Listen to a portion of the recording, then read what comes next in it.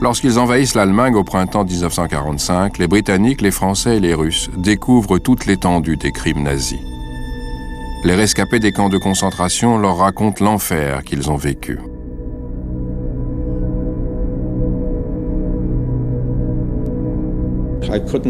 Je n'ai pas supporté, je suis parti. J'en ai écouté quelques-uns et j'ai craqué. Dans les palais nazis en ruine, les officiers alliés traquent la bête immonde et les derniers représentants du Troisième Reich.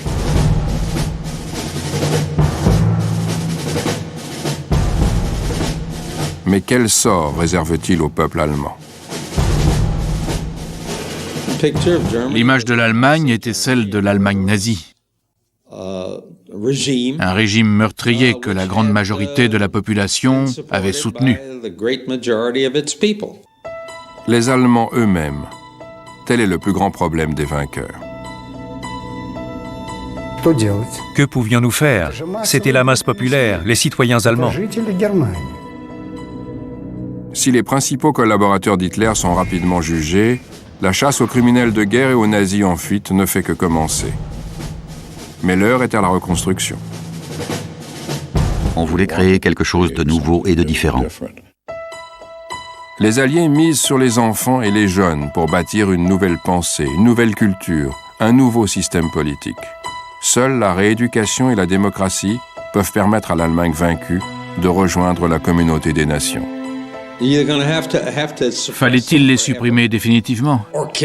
Les tuer tous? Ou leur donner l'envie et l'opportunité de mener une vie meilleure? Mais cela ne s'est pas fait en un jour et les ombres du passé n'ont jamais totalement disparu.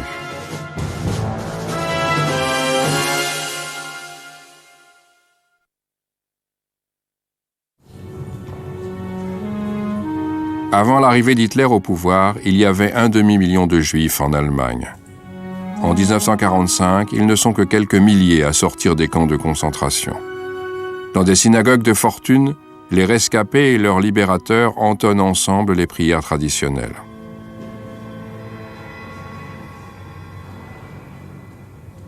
Je suis resté là et j'ai prié au milieu de tous ces gens. Bien sûr, ils me regardaient. Ils voyaient un officier américain qu'ils considéraient comme un libérateur et qui semblait parfaitement à l'aise avec un rituel juif orthodoxe. J'ai quitté la synagogue et une fois dehors, beaucoup de gens sont venus me voir pour me raconter leur histoire. Ces histoires étaient si semblables et en même temps si différentes, elles étaient si poignantes que j'ai été lâche, je n'ai pas supporté, je suis parti.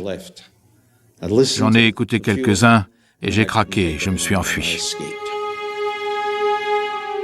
Au fil de leur progression, les forces alliées libèrent les camps de concentration. La plupart des anciens détenus quittent l'Allemagne.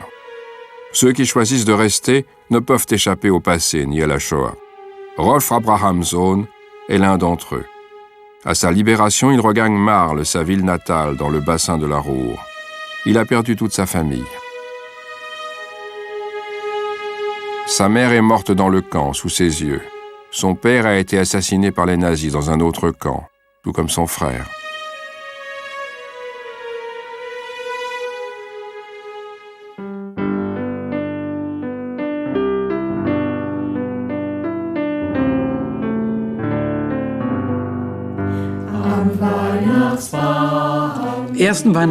Pour ce premier Noël, j'ai voulu faire ce que faisait toujours ma mère.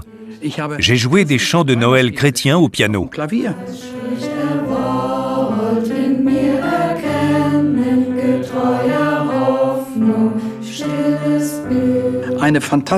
J'ai eu une enfance merveilleuse et c'est pour cette raison que j'ai survécu. J'ai pensé à mon père et à ma mère.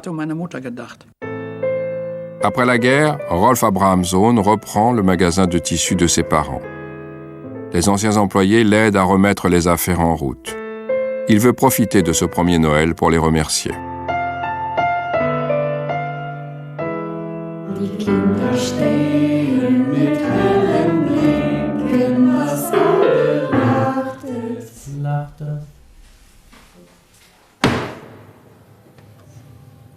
Désolé. Je pensais jouer des chants de Noël comme le faisait ma mère. Mais j'ai eu un tel accès de paranoïa et une telle crise de larmes qu'on n'a jamais recommencé. Je n'ai plus jamais organisé de fête de Noël. Il a 13 ans lors de la nuit de cristal, le 9 novembre 1938. Après l'avoir forcé à regarder son père se faire battre jusqu'au sang, les nazis incendient la maison de ses parents dans l'Ohstrasse. La famille est d'abord arrêtée et emprisonnée, puis forcée de quitter la ville.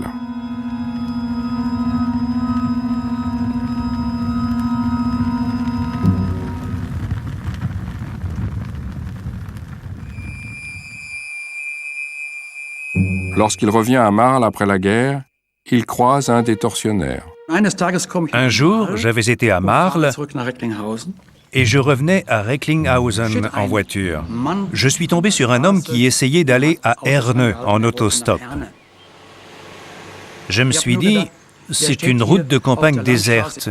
Il est unijambiste. Arrête-toi. En chemin, il a évoqué le 9 novembre 1938. Il a raconté qu'il avait bu et mangé avec des amis qui lui avaient donné rendez-vous dans l'Ohstrasse le lendemain matin, en lui promettant du spectacle. Quand il est arrivé, la boutique était déjà en feu. Ils l'ont fait monter à l'étage. Il a dit « Vous n'imaginez pas, l'appartement des Abrahamsohn était répugnant de saleté. » J'ai ouvert la portière très calmement en disant « Dommage qu'il vous reste encore une jambe. Dehors. » Mes parents n'étaient pas sales.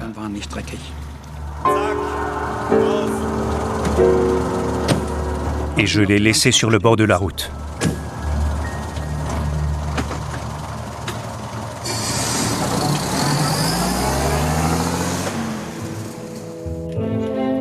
« 1947. Une grande partie de la main-d'œuvre forcée du Reich a choisi de rester sur place. Beaucoup de gens ne veulent pas retourner à l'Est, dans une Europe désormais sous la coupe des communistes. Les rescapés juifs ont investi les anciennes casernes nazies. Ils y vivent coupés des ruines du monde extérieur. Aucun d'eux ne compte rester. Ils espèrent tous fuir l'Allemagne et l'Europe. La plupart partagent un même rêve, la Palestine, Israël, la création d'un État juif. Les autorités des zones d'occupation américaines, françaises et même soviétiques ne s'opposent pas à l'activisme sioniste. Seuls, les Britanniques interdisent leurs meetings. En tant que mandataires de la Société des Nations au Moyen-Orient, ils font tout pour les empêcher de rejoindre la terre promise. Mais les sionistes ne se laissent pas décourager. Ils créent même un kibbutz chez un ancien bourreau.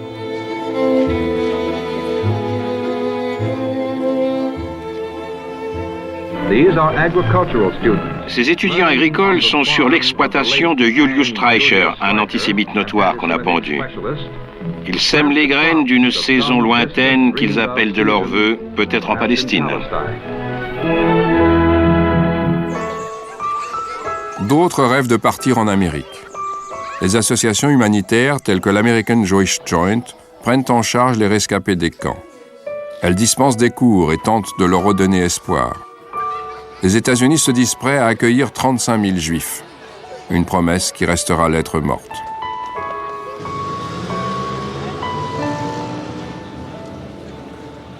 Mais où sont les coupables? Les libérateurs ne peuvent pas lire dans l'esprit des Allemands. Où sont tous ceux qui criaient avec enthousiasme « Heil Hitler » ? Que sont devenus les millions de membres du Parti national-socialiste? Où sont les gens qui ont dénoncé, persécuté et exterminé les Juifs? On se méfiait des Allemands en général. L'image de l'Allemagne était celle de l'Allemagne nazie. Un régime meurtrier que la grande majorité de la population avait soutenu. Au début, on n'avait pas confiance. On n'efface pas 12 ans de national-socialisme en un jour. Les sondages des Alliés révèlent que la plupart des gens considèrent le nazisme comme une bonne idée mal appliquée. Pour un tiers des Allemands, il ne faut pas donner aux Juifs les mêmes droits que les autres.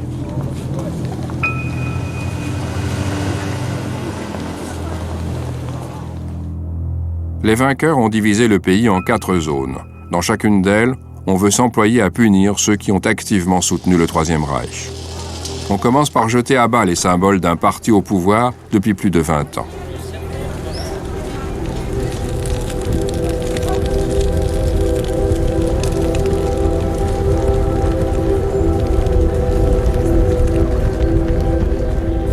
Les effigies du Führer sont détruites.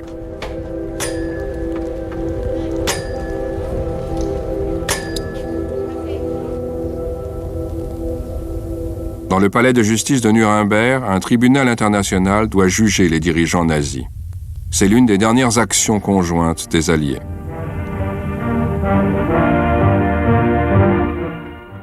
Dans la ville allemande de Nuremberg, dévastée par les bombes alliées, un tribunal en ruine se dresse, tel un monument macabre à la vaine tentative des nazis de conquérir le monde. Au milieu des décombres de l'ancien bastion d'Hitler, le juge Robert H. Jackson, membre américain de la Cour qui jugera les criminels de guerre nazis, inspecte les lieux.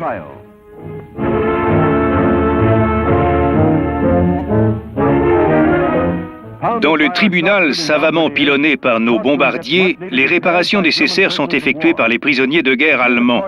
Entre la salle d'audience et la prison voisine, un long passage couvert est bâti pour conduire au tribunal les grands pontes nazis.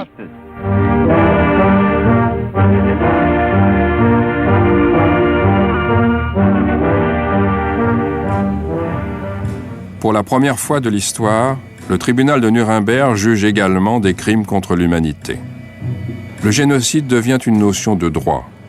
Sur 22 accusés, 12 sont condamnés à mort. Les autres sont envoyés en prison ou acquittés. Difficile d'administrer la justice dans un État qui n'existe plus. Beaucoup d'Allemands dénoncent une justice des vainqueurs. Des dizaines de condamnations à mort sont prononcées lors de procès ultérieurs dans les 4 zones. Les Alliés tiennent à montrer que l'horreur nazie est enfin punie. Dans leur quartier général de Francfort, les Américains entament un processus de dénazification intensive. Tous les Allemands doivent rendre des comptes et, le cas échéant, payer pour leurs méfaits. Il faut en passer par là pour réintégrer la société. La population est divisée en 4 catégories.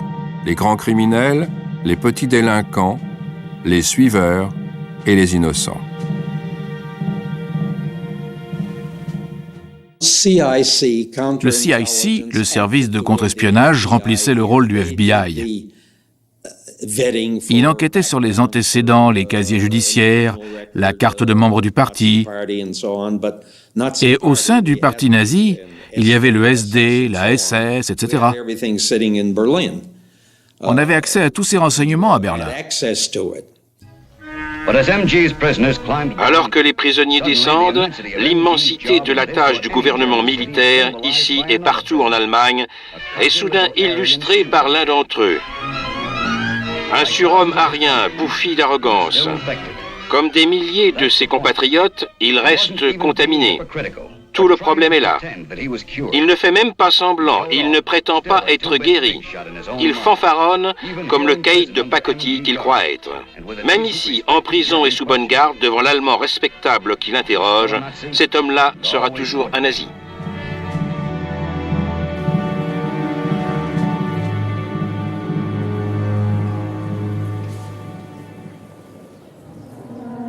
Les Américains commencent la chasse aux nazis. Ils fouillent les appartements, les commerces, les banques, sans prendre de gants. Mes parents avaient un coffre à la banque et un jour, ils ont reçu une lettre. Les Américains exigeaient l'ouverture de tous les coffres. Ils voulaient savoir ce qu'ils contenaient. Dieu seul sait ce qu'ils pensaient que les gens cachaient là-dedans.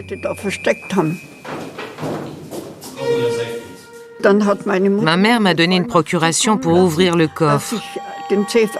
Je me suis rendue à la banque où j'ai été accueillie par 2 Américains armés de mitraillettes et par une interprète allemande, une femme de Würzburg que je connaissais.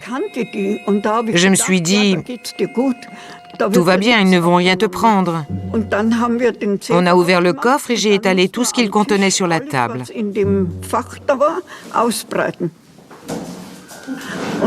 Il y avait les bijoux de ma mère, des titres d'action sans valeur et les vieilles médailles militaires de mon père.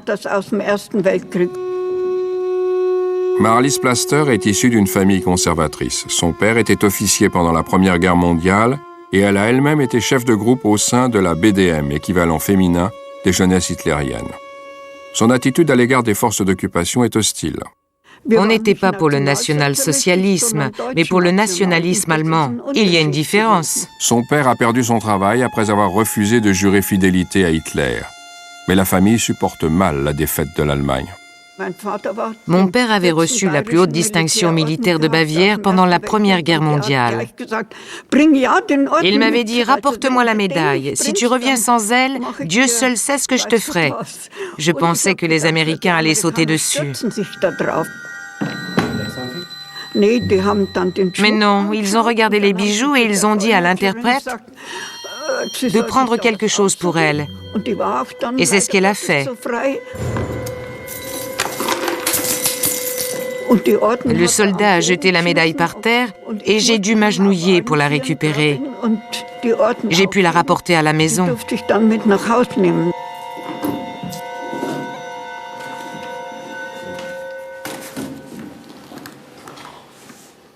On était tout simplement humiliés. On avait perdu la guerre et ces humiliations étaient insupportables pour nous, les jeunes. Savoir qu'on dépendait d'eux et qu'il fallait leur obéir. On était à la merci des occupants. C'était affreux. Beaucoup d'Allemands sont réticents envers ces libérateurs qui enquêtent sur leur passé. Chacun doit remplir un questionnaire détaillé sur sa situation vis-à-vis du parti, son engagement politique et ses agissements avant 1945. À quel organisme nazi avez-vous adhéré, monsieur? Comment avez-vous gagné votre vie, madame? Avez-vous combattu les nazis? Si oui, comment? Le travail est dur et les Allemands sont cyniques. Dans la seule zone américaine, plus de 12 millions de questionnaires sont remplis. Les Allemands doivent coucher leur vie sur le papier. Nous avions les mêmes questionnaires en zone française que les Allemands remplissaient avec la vérité ou avec des prétentions. Nous, au point de vue universitaire, on n'a pas donné tellement d'attention à ces questionnaires. On préférait des relations directes. Et les grands nazis, on les connaissait, la population s'est dépêchée de nous les faire connaître. Le nouvel ordre est lent à se mettre en place dans l'Allemagne d'après-guerre. Criminels de guerre et tortionnaires nazis n'ont qu'à passer d'une zone d'occupation à l'autre pour se faire oublier. Dans un pays où les disparus se comptent par millions et où chacun cherche des amis et des parents, les opportunités de repartir à zéro ne manquent pas. Les occupants ont du mal à trouver des gens dignes de confiance. Pourtant, ils ont besoin des Allemands, par exemple pour relancer la presse. Ce sont les emplois les plus recherchés. À l'époque, le GI Gene Mater recrutait des journalistes pour les nouveaux quotidiens. Il avait dans les 30 ans. Et il était très intelligent. Il rêvait de travailler dans un journal. Il n'avait aucune expérience, mais il en rêvait. On a longuement parlé et j'ai trouvé qu'il avait l'air bien. J'étais sûr que je pouvais lui trouver un emploi quelque part. Mais j'avais un collègue des services de renseignement à qui il n'inspirait pas confiance. Une intuition. Il a fouillé un peu partout et il a fini par trouver un dossier montrant que ce type était un ancien SS. Il avait fait partie d'une unité de propagande. Les Américains soumettent leurs accusations au jeune homme. Je l'ai fait venir et je lui ai lu son numéro du parti en lui demandant ce que ça signifiait. Il a répondu « Rien ». J'ai insisté « Nous savons ». Il a dit « Ce n'est pas vrai ». Mais on avait des photos de lui, parce qu'il s'était marié alors qu'il était dans la SS. Pour avoir la permission de se marier, les futurs époux devaient remplir un questionnaire. On avait donc des photos de lui en uniforme et un document où il avait écrit de sa propre main qu'il était SS. Alors, on l'a arrêté et il a été jugé.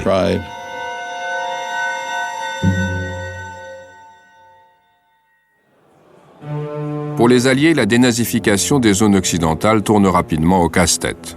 Et ils finissent par déléguer la tâche aux Allemands, chargés de débusquer et de punir eux-mêmes les coupables. Une nouvelle loi est votée à cet effet. Lors d'une cérémonie officielle à Munich, la loi dite pour la libération du national-socialisme et du militarisme est signée. Cette loi permet aux suiveurs de payer une amende au fonds de restitution ou de travailler bénévolement afin de rejoindre les rangs de ceux qui œuvrent à la reconstruction démocratique.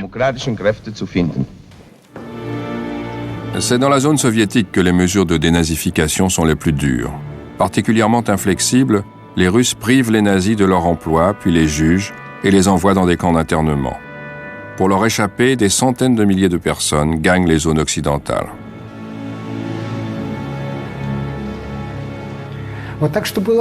Pourtant, il restait encore énormément de nazis, des membres du Parti national-socialiste. C'était un vrai problème. Que pouvions-nous faire? C'était la masse populaire, les citoyens allemands.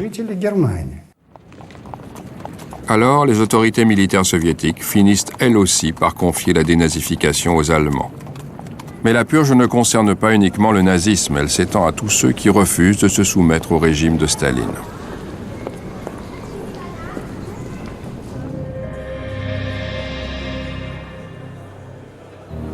Suiveurs ou criminels, c'est ce qu'on décide ici. L'État contre M. Fritz Baer à Pankow. Vous étiez membre du parti. Quand avez-vous adhéré, M. Baer? Les jurés ont du mal à acquitter cet homme. Dans la zone soviétique, le châtiment est souvent arbitraire. Il peut frapper n'importe qui, n'importe quand.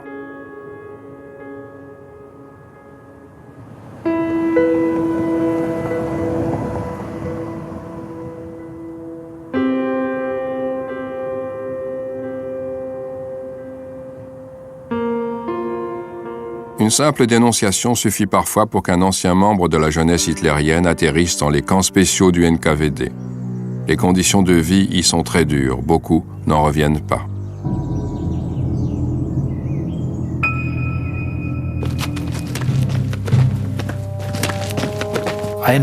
Une nuit, j'ai entendu un terrible vacarme. Je me suis dit, quoi encore?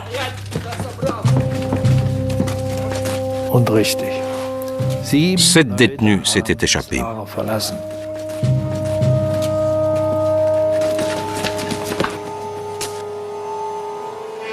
Rudi Penne était le chef des jeunesses hitlériennes de son village, près de Magdebourg.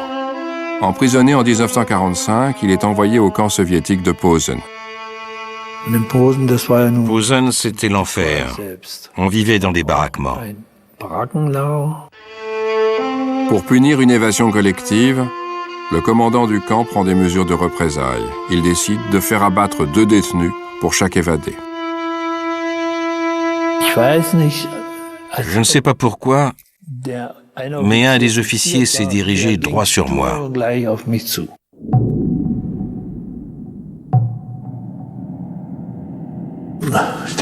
Je me suis dit, ça y est. En effet, 7 hommes s'étaient échappés et ils ont pris 14 d'entre nous. Ils nous ont donné des pelles et des bêches et on est parti dans la forêt.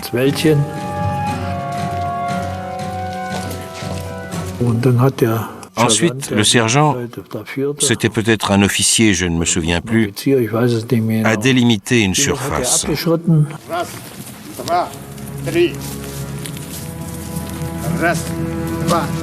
1, 2, 3, 4, sur 12 mètres. et il nous a dit de creuser.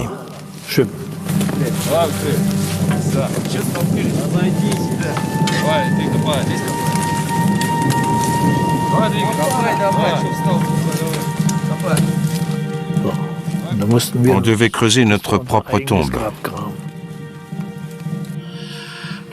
Vous imaginez un peu ce qui se passait dans notre tête. On ne pouvait pas bouger, on tremblait comme des feuilles. On était trop lent à son goût, il nous a dit d'accélérer. Je ne sais pas combien de temps on a creusé.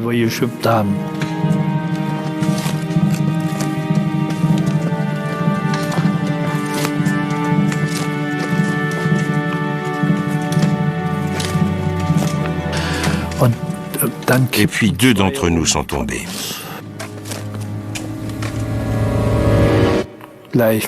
Ils les ont achevés. Bang, bang. On était encore en train de creuser quand un messager de l'armée russe est arrivé et nous a dit d'arrêter et de repartir en rang 2 par 2. On est rentré en courant aussi vite qu'on pouvait. Plus tard, on a découvert qu'une unité de la Croix-Rouge venait d'arriver. Ils voulaient faire une inspection du camp et assister à l'appel. Or, nous n'étions pas là. Rudi Peine passe 3 ans en camp d'internement. 3 longues années marquées par les privations. À sa libération, comme des millions d'autres prisonniers de guerre, il part retrouver sa famille. Après avoir voyagé plusieurs semaines, il arrive enfin dans son village natal. Mais la dernière étape est la plus difficile. Mon père et ma mère sont venus à ma rencontre.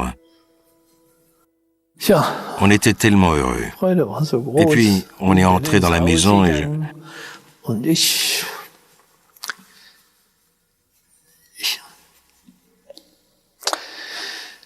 j'ai dû décrocher pendant un moment.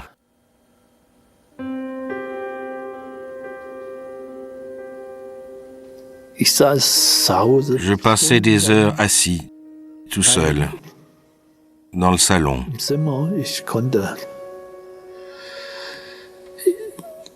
Je ne pouvais pas parler et je ne le voulais pas.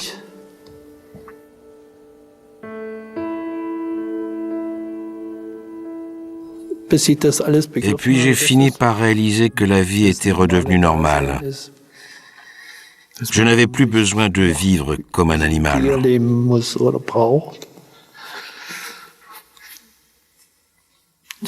Ça a pris du temps.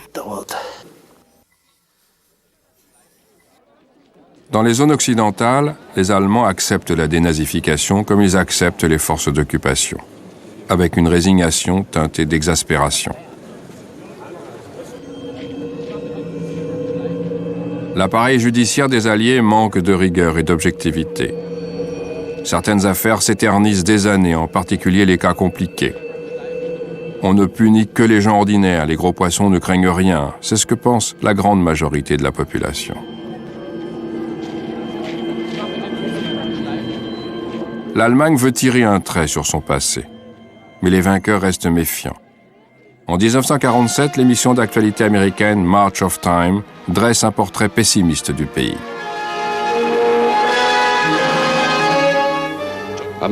Les Américains voient bien que les Allemands sont encore loin de songer à une vie paisible dans le respect de la loi. La police militaire a fort à faire avec les trafiquants qui passent clandestinement des armes aux derniers groupuscules nazis. L'Allemagne apparaît comme le paradis des gangsters politiques. C'est le reflet de l'opinion populaire. Dans les caves des villes en ruine se terrent des bandes du Werwolf, de jeunes fanatiques qui idolâtraient littéralement Hitler et continuent à rêver d'un Reich nazi plus fort que jamais. Mais la réalité est tout autre. Je ne croyais pas du tout au Werwolf.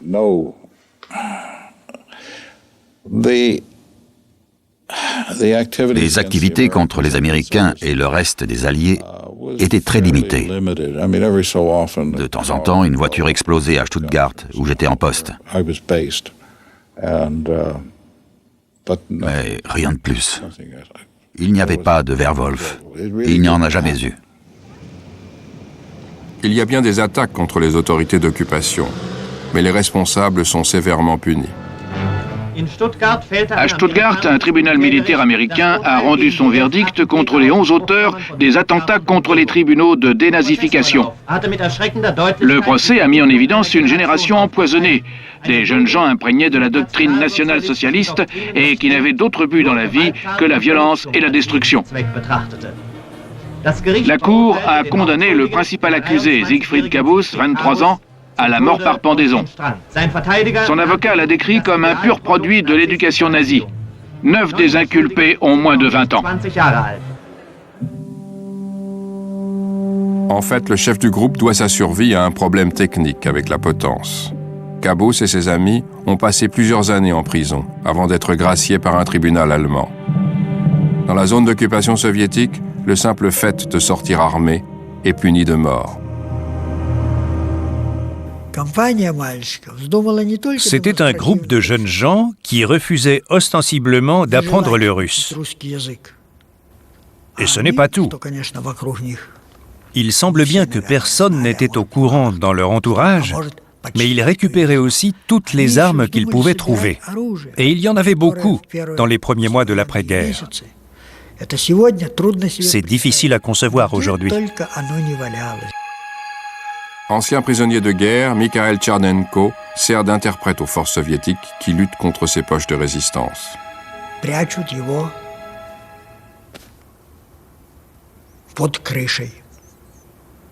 Ils avaient caché les armes sous les toits, dans un grenier auquel on accédait depuis la chambre de l'un d'entre eux.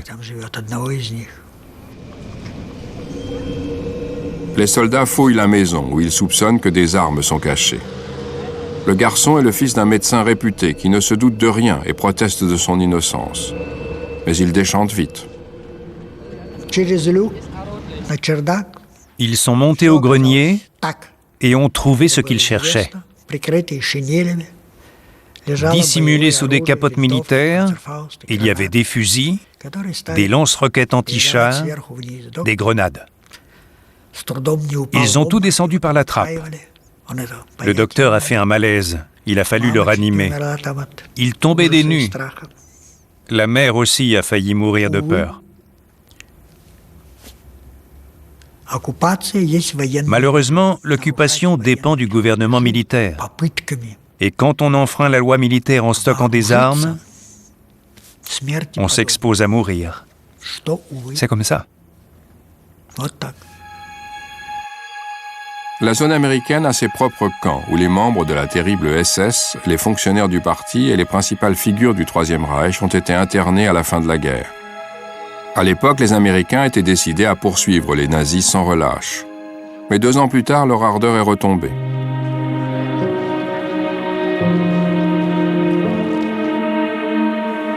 Au camp de Darmstadt, 11 000 hommes attendent toujours leur procès de dénazification.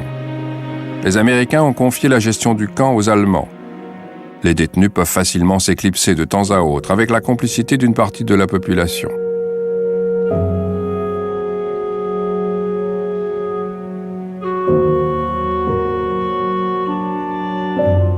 Ils sont employés à la reconstruction de Darmstadt.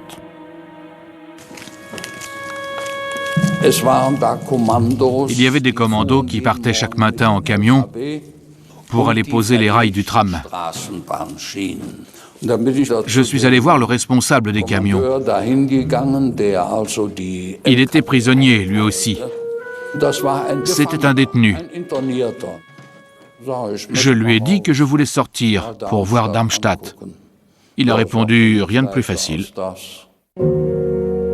Ancien officier de la Waffen-SS, Erich Heller avait des centaines d'hommes sous ses ordres et il a donc automatiquement été arrêté et interné par les Américains.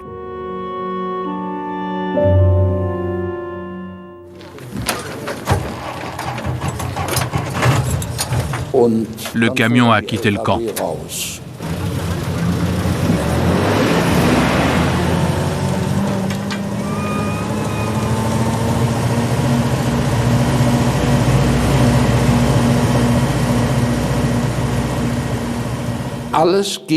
Tout le monde s'est mis au travail. Et puis quelqu'un m'a fait signe. Tu peux y aller. Mais bien sûr, je ne connaissais pas du tout la ville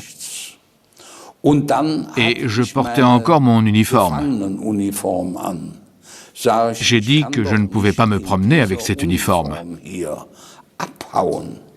On m'a répondu « Non, effectivement, tu vas aller dans cette maison là-bas et tu vas demander à parler à Madame Untel. » La femme m'a dit « Voici des vêtements. Regarde ce qui te va et laisse tes affaires ici. » Il y avait 1 ou 2 piles de vêtements de prisonniers. J'ai trouvé quelque chose à ma taille.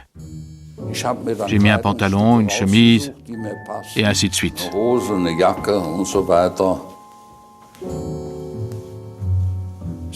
Elle a dit « Fais-moi voir, c'est parfait. Où veux-tu aller ?» Je lui ai indiqué le nom de la rue.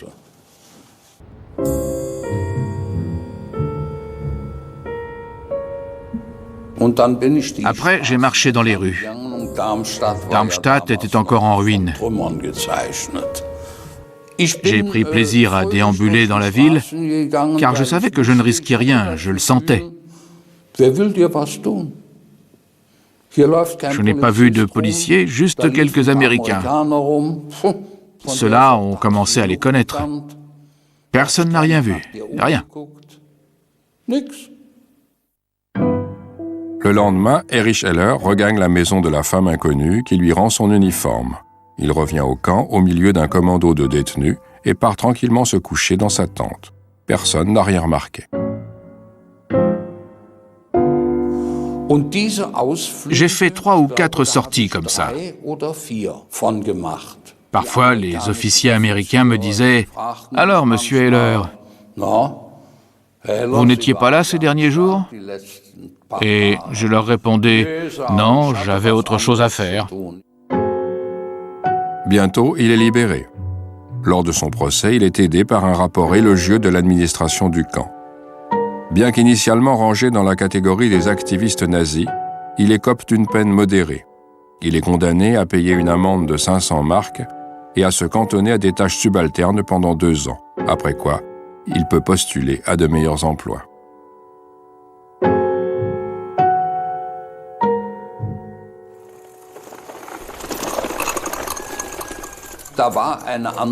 Il y avait une offre d'embauche dans le Darmstadt Echo. On cherchait un manutentionnaire chez un marchand de charbon. J'y suis allé avec ma vieille veste d'officier toute usée. Quand je suis arrivé, il y avait déjà 30 personnes qui attendaient. Je me suis dit que c'était mal parti. Au bout d'un moment, un homme est sorti du bureau et nous a demandé de nous aligner. Et c'est ce qu'on a fait.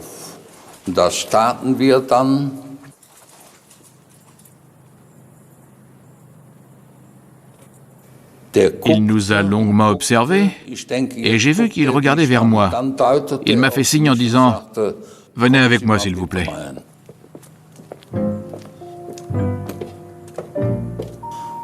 Je suis entré dans son bureau et je me suis présenté. Erich Heller. Il a demandé « Vous étiez officier ?» Exact. La veste vient de mon uniforme de la SS. Ah oui, alors vous êtes l'homme qu'il me faut.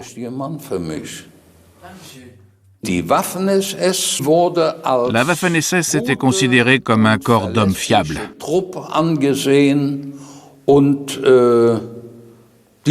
Les gens continuaient à avoir du respect pour eux. Erich Heller est passé entre les mailles du filet sans jamais renier son passé de nazi. Et il est retombé sur ses pieds. Peu à peu, les autorités d'occupation deviennent plus pragmatiques. Comme le dit le commandant en chef des forces britanniques, le maréchal Montgomery, « Dans ce pays en ruine, on ne peut rien faire sans l'aide de travailleurs allemands qualifiés. » Les industriels allemands ont largement contribué à l'effort de guerre en consacrant l'intégralité de leur production au projet d'Hitler. À présent, ils offrent leurs services aux Alliés qui s'empressent d'accepter. À Heinrich Nordhoff, ancien grand patron de l'industrie chargé de la production des camions militaires, est interdit de séjour dans la zone américaine. Mais les Britanniques acceptent volontiers son aide.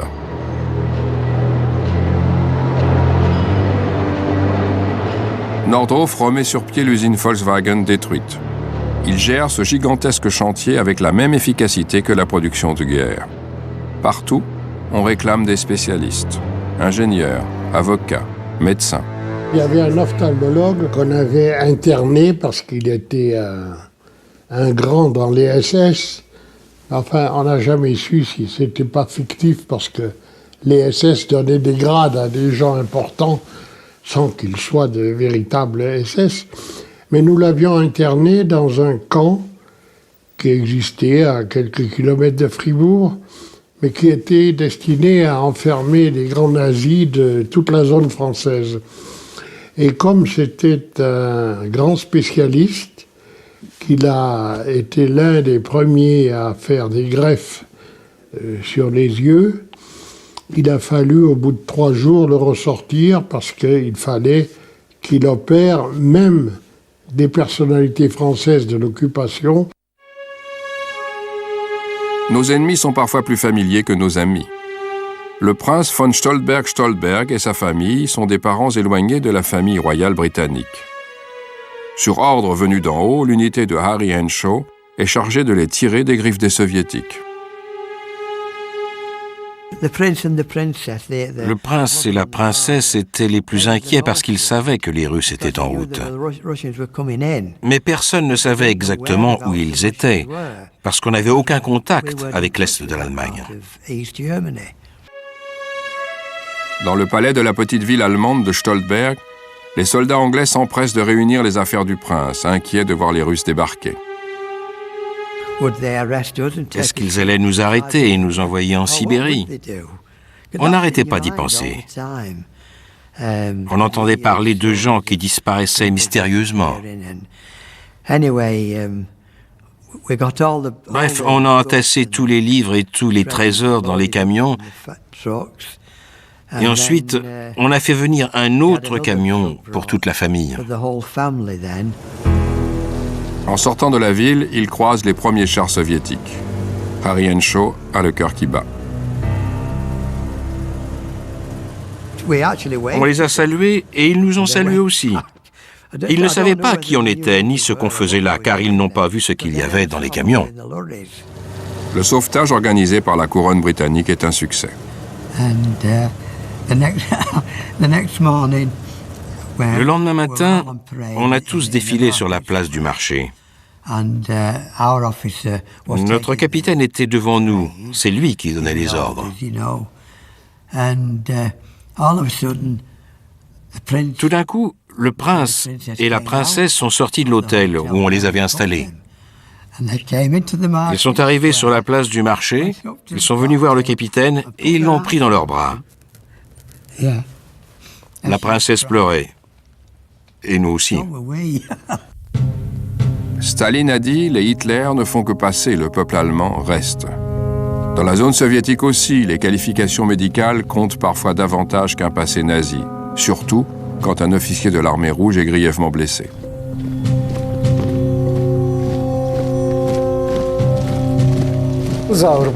Il s'appelait Sauerbruch, il me semble. C'était un chirurgien réputé, un professeur.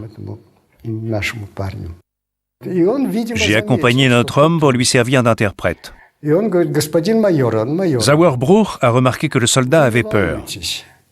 Il lui a dit « Major, ne vous inquiétez pas, j'ai soigné Staline, Mussolini et Hitler.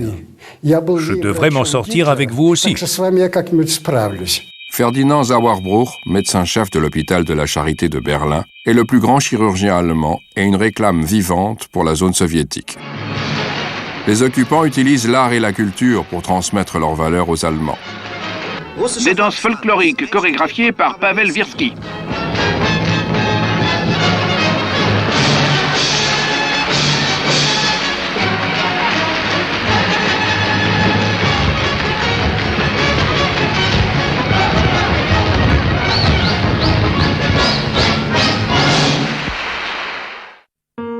les enfants, les adolescents et les jeunes adultes. Les forces d'occupation savent que la rééducation des Allemands doit commencer par eux. Ils ont grandi sous le régime nazi, ils ont vu la guerre et le chaos. Ils sont désorientés et souvent déracinés.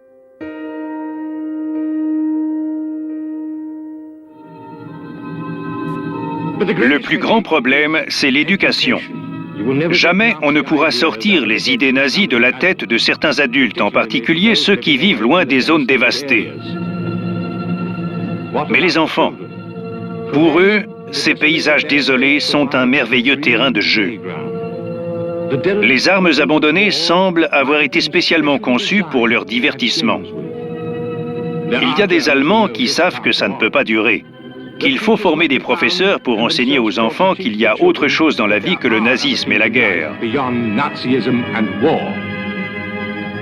Mais là encore, le problème est complexe. Les écoles sont en ruine, les professeurs trop rares, les enfants trop nombreux. Et tandis que les mois passent, les enfants grandissent et ressemblent de plus en plus à leur père. On ne peut pas se permettre de les laisser mariner dans leur propre jus. Il fallait décider qui nous allions choisir de soutenir au sein de la population allemande. Les jeunes, bien sûr. L'armée américaine lance son programme pour la jeunesse allemande. Les GI en permission font découvrir aux enfants traumatisés par la guerre le mode de vie américain. Baseball et blue jeans. Les nouvelles valeurs sont bien conditionnées et les ex-jeunesses hitlériennes sont rapidement conquises.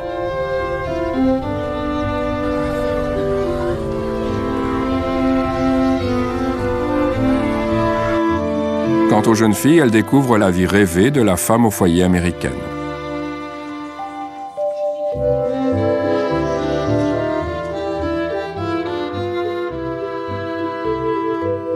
Mais les États-Unis ont d'autres plans. L'Allemagne a besoin de lecture, de nouveaux livres et de nouveaux éditeurs. Pour créer une maison d'édition, il faut la permission du gouvernement militaire. Après tout, il fallait rééduquer et réorienter non seulement les enfants dans les écoles, mais aussi les adultes.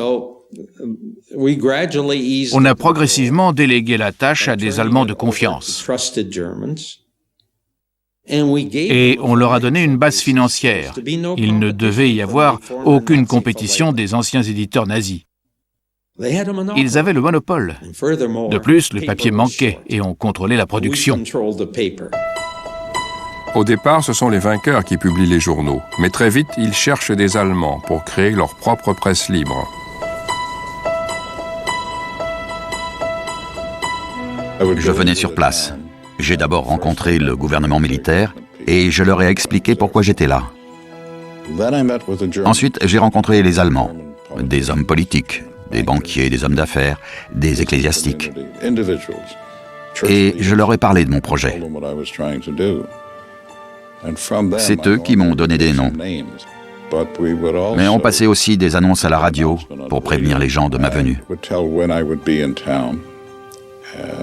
J'avais un bureau où je faisais passer des entretiens.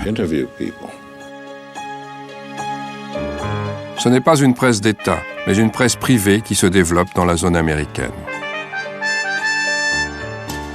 On n'a pas donné d'argent à ces gens. Ils devaient se débrouiller seuls, au moins pour les journaux. On ne leur a apporté aucun soutien financier, ni rien de ce genre. Gene Mater et son équipe travaillent bien. Les magazines et les quotidiens se multiplient dans les petites villes et les métropoles de la zone américaine. Les licences sont remises en grande pompe par le gouvernement militaire.